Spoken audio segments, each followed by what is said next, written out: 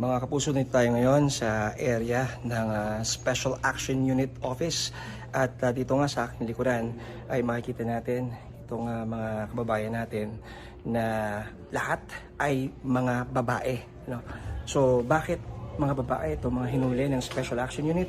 Dahil ayon na sa kanilang impormasyon binigay sa GMA News, ang pinaka-modus operandi daw na kinasangkutan ng ating mga kababayan ay love scam, at ang kanilang mga immediate supervisor ay mga Indonesians.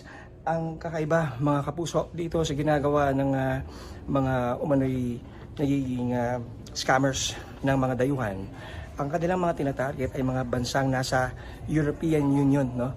At ang katakataka, paano kaya sila nag-engage sa mga dayuhan kung hindi naman sila marunong magsalita ng Espanyol, French o iba pang mga salita na kanilang mga binibiktima.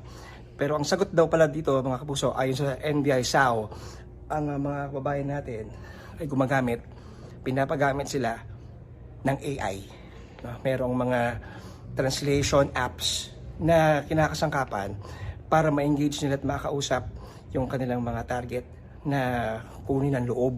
At sa oras na magawa yun, ay doon na nagsisimula yung pagkuha ng kanilang mga impormasyon at ng pera na rin.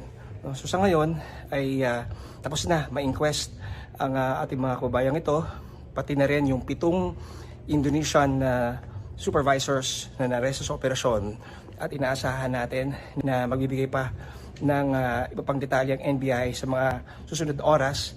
Ang isang bagay lamang na tiyak, mga kapuso, ay tuloy-tuloy daw ito magiging crackdown ng ating mga otoridad laban sa ganitong klase ng mga scam hubs na nag-ooperate dito pa rin sa ating bansa.